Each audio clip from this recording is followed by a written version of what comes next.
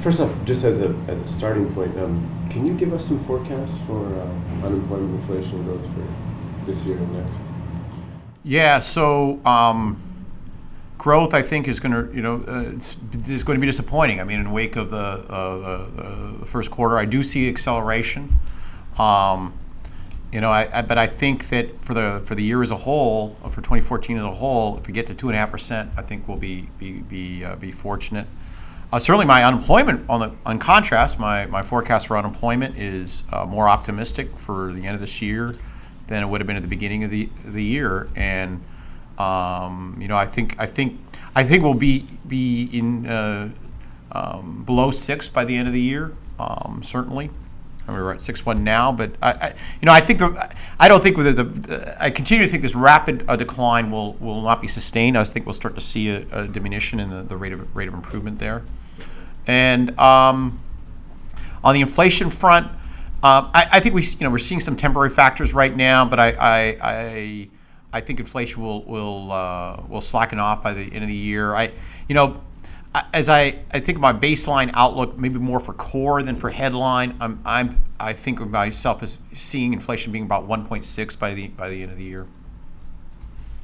But it's as I was describing my speech, I just see inflation as being very inertial. I think we were very low last year relative to what where we're going to be over the longer haul, but it's just going to take a long time to get back to 2 in a sustainable way. Okay, and just as a follow, you sort of danced around it a little bit in the Q&A upstairs. Mm-hmm. But does the last 4 months of above expectations job growth sort of push up your expectation for liftoff? Like we saw a lot of Wall Street economists move theirs recently. I think it's it would be it's natural to be looking at the evolution of data. I mean that the liftoff is going to be data dependent. It's natural to be looking at the evolution of data as being informative about when liftoff is going to take place. Certainly, if you say that the rate of improvement in the labor market has been faster than one would have anticipated, that should lead one to move up one's data liftoff. I'm tracking it personally, and now I'm talking about myself. Your Wall Street people have to make their own judgments. For myself, I'm tracking inflation very carefully, and I think a necessary condition for us should be that the 1 to 2 year ahead outlook for inflation we feel confident is at 2%, or possibly above even. Yeah. You said 1 to 2 years out? Yeah.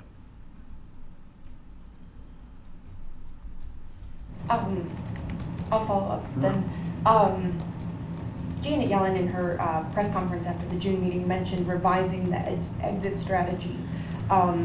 So putting aside when the time is to exit, what is your take on what should be revised compared to the 2011 principles that were outlined? Is there anything you think needs changing or should be addressed, considered? Oh, I think that the balance sheet was a lot smaller in June of 2011 than it is now, or that we expected it to be now, and so it's certainly worthwhile for the committee to be thinking about rethinking its exit strategy principles in light of that larger balance sheet. I wouldn't say there's anything in particular that cries out to me. I would just think that it's more that it's certainly a conversation that we should be having.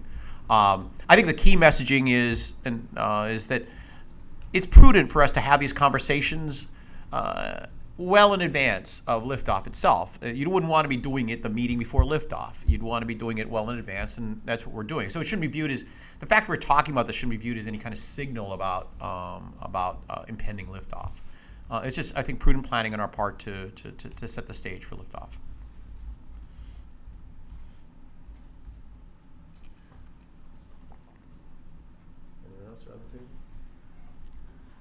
How would you explain to a lay audience why lower inflation would be good? So I said a couple of things about this in my speech. I think that there's a couple of reasons why. If we promised 2% inflation, then we should deliver 2% inflation. If we deliver too little inflation relative to that, then borrowers are being forced to repay their loans in dollars that are very hard for them to achieve. So their wages are typically going to be growing relatively slowly, and that's going to make it more difficult for them to meet their mortgage payments. The other aspect of this is don't want to be. It's inflation. It's not inflation that's being too low itself is not the problem. It's just a signal of a problem. It's a signal that we're not using resources effectively. Prices are running too low. That means resources aren't scarce. That means you've got resources out there that you could be using more effectively. In this case, it's not hard to find them. We're not using our human resources in this country effectively. If we had more demand, that would generate more employment. That would be associated with higher wage growth and higher price growth. So if we had more demand, we'd have more employment, and that would be associated with higher inflation. So it's not that argument, higher inflation itself is intrinsically is not the good thing. It's a sign of something good happening. Janet Yellen gave a big speech last week on financial stability, sort of outlining her views, and I was just curious how yours would sort of differ from hers, if at all. Yeah, I'm still absorbing what she said. It was a very rich speech. I've laid out my views on financial stability in the past, and I'm certainly looking to her speech for guidance about how my views might evolve in light of what she said. I think the core messaging that I've delivered in the past is that I think financial stability is something we should be taking on board as monetary policymakers, because financial instability can pose risks to our inflation outlook and to our employment outlook. And if we can modulate those risks through our choices of monetary policy, we should be taking that possibility into account. At this stage, I think that's technically it's a trade-off between your baseline outlook and the risks around that outlook.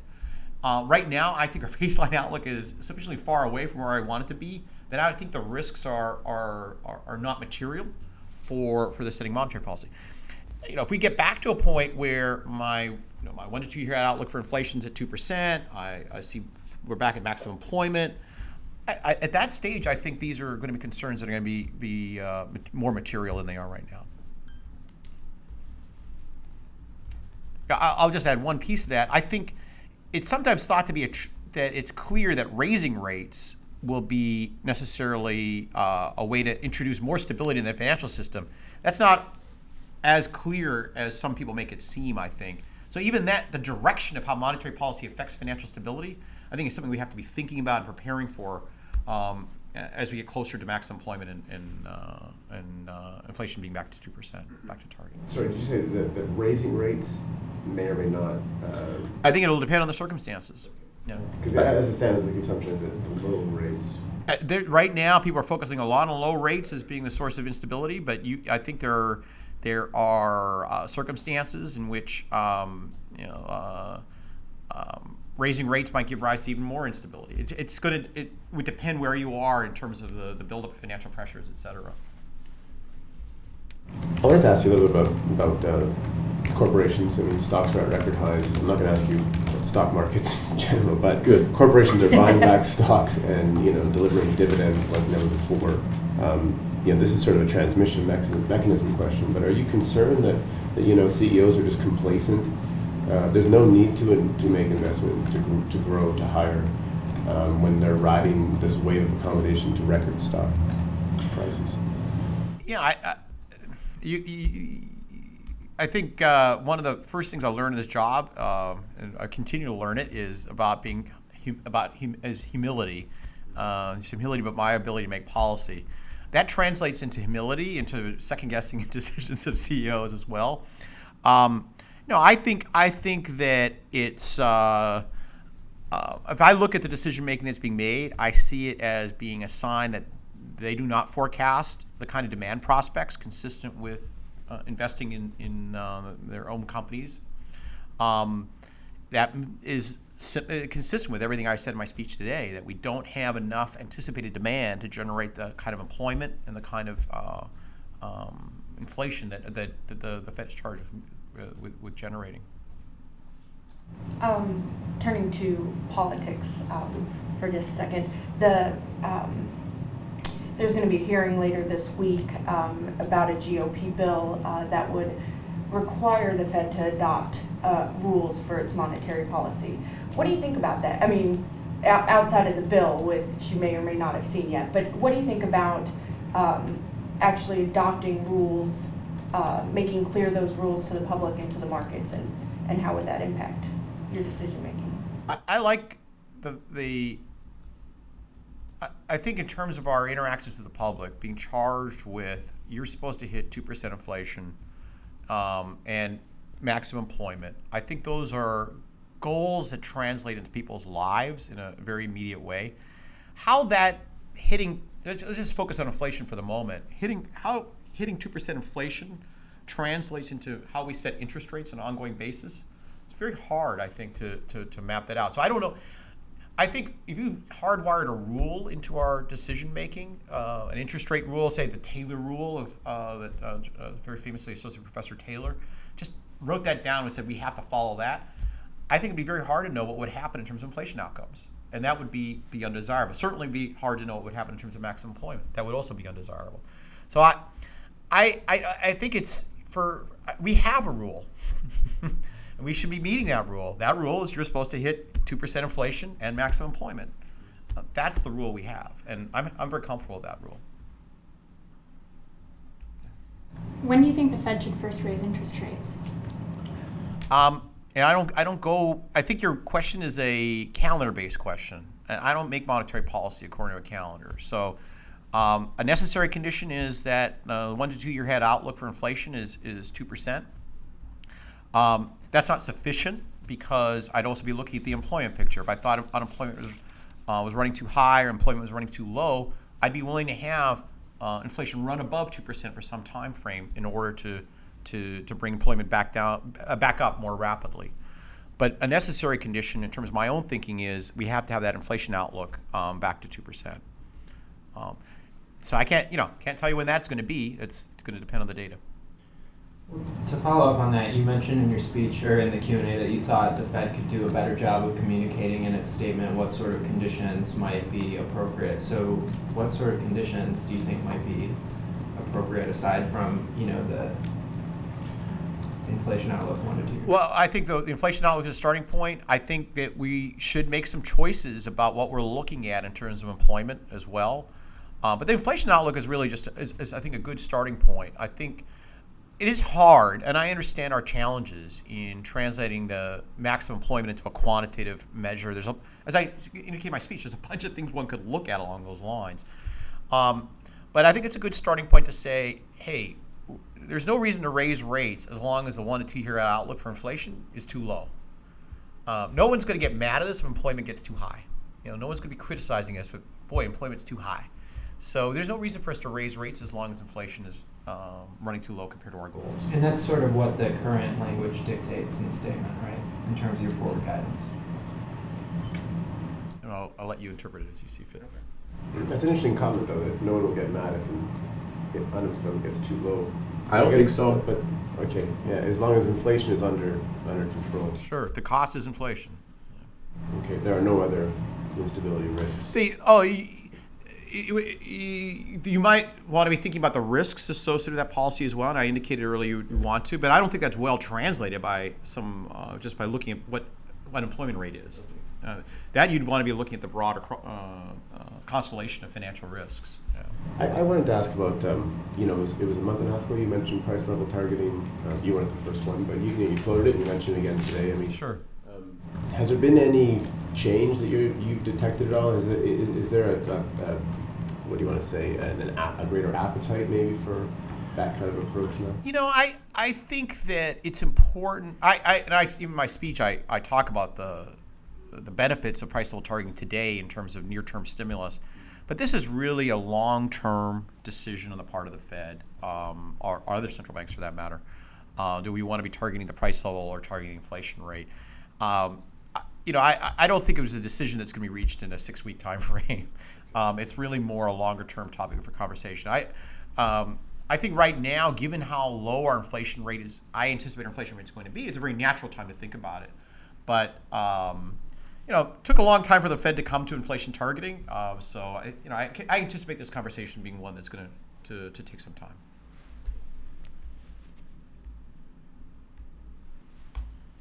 Just going back to the question about financial stability, I know you kind of get this question a lot, but what are your current thoughts on whether there's a global asset bubble, and to what extent low interest rates are contributing to that. I think asset prices and interest rates, asset prices are high by historical standards and interest rates are low by historical standards. And that's being driven by, I think, in forces that are really beyond monetary policymakers' control. There's a lot of demand for savings right now in the world. And that demand, I think, comes from a number of sources. One that I've highlighted in past speeches is just the fear factor of going through the events of 2007, 2008, 2009, I think makes people and households and businesses less willing to borrow. Well, I'll emphasize the households part, less willing to borrow. And they want to save instead. If you can't borrow, one way to substitute for borrowing, it sounds counterintuitive, but the one way to substitute for borrowing is to save. If you don't want to borrow, the way you have to accumulate assets to buy something is to save for it. So that's one factor. I think there are demographic factors around the world that are pushing down on interest rates and driving up on asset prices. I think it's very quick. People are quick to say, "Oh, this is all due to monetary policymakers." But the way to think about this is, even though asset prices are as high as they are, interest rates are as low as they are, we're still falling short of our goals. So that's telling you that there's forces beyond monetary policy that are responsible for the interest rate environment that we're living in. If we're not able to achieve our goals, even though interest rates are as low as they are and asset prices are high as they are, that's due to something else. And I think these other things are, as I mentioned just now, demographics and the uncertainty factor. Going back to the price targeting versus inflation targeting, your charts and stuff would seem to suggest that you would be willing to accept overshooting 2% for quite some time. What would make you uncomfortable in terms of how high or what period of time overshooting would make you uncomfortable? I think that's a great question. I think that you can always accommodate overshooting by stretching it out long enough. I think the issue is, how high are you willing to go above 2%? So how fast do you want to make up for past inflation? And the challenge there is you're worried about inflation expectations becoming unanchored to the upside. So if inflation's running above 2%, say it's running at 2.5% for 5 years, is that going to mean inflation expectations themselves will ratchet upwards? Even though you're talking, okay, we're going to bring it down, we're going to bring it down, we're going to bring it down, people still, their inflation expectations ratchet upwards. I think the way to think about that and guard against that is by being willing to have this period of catch-up go on longer, and then you're having to have a lower rate of inflation over that time frame. You can either have a high rate of inflation over a short period of time, or closer to target rate of inflation over a longer period of time. And you'd have to think about that in terms of the risks to inflation expectations.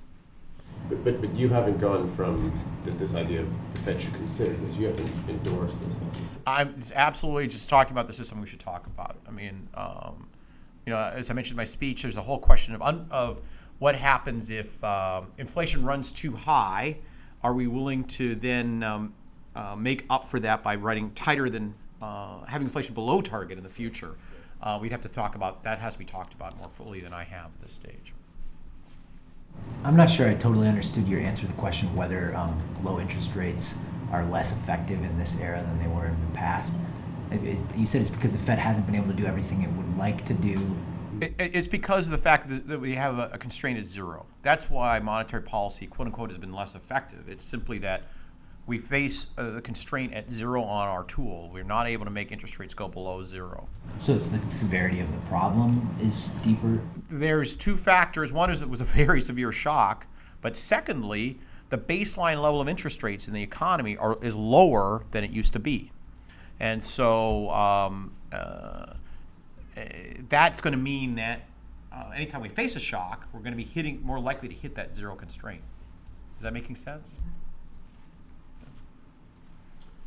I had one last question on the balance sheet. This question, have you given any more thought as to when maybe the reinvestments stop, and further along, is this something that you just kind of stop the reinvestments and let them mature when they're going to mature, or is that something that should be sort of more massaged or engineered? I think we should be thinking. I'm not going to be specific about reinvestments. I think we should be thinking about our whole package of accommodation. We have a bunch of tools that we sort of think about as being roughly substitutable in various forms for one another. And we should be thinking about how that total package of accommodation is responding to economic conditions. And reinvestments is one piece of that, but it's just one piece. And so I think we want to be thinking about how that whole package of accommodation is evolving in response to economic conditions, so as to best hit our goals. So it'll be the signal's important. What would you say? You want to be careful to divorce it from signaling. So it's really about trying to talk about this whole package as one whole, as opposed to just when we separate it out into different pieces. Then people are thinking what they say about reinvestment is I should translate it into something about interest rates, and we got into this trouble last summer where we were trying to talk about one instrument and it somehow was filtering into the other one. You really want to be having a more holistic view, I think, of what we're doing. And by you, I mean the committee should be offering that more holistic view. So taking that whole package of accommodation idea a step further, could the balance sheet, I mean, which camp are you in terms of like, should the balance sheet go down again? Should it be maintained at an elevated level in order to, be able to have a lever on long-term interest rates in the future? Is that I'm in the learning camp. I'm interested. I think this is a great discussion to be having. I'm very open-minded about it. I think certainly, if you go back to my speeches when I first became president, it was something that having a big balance sheet was something I was not comfortable with. And but over time, I think first of all, we have the big balance sheet already, and then secondly, some people made some good arguments about why it might be a good thing to have a big balance sheet. So I'm in the learning camp. I want to hear more about what people think about this.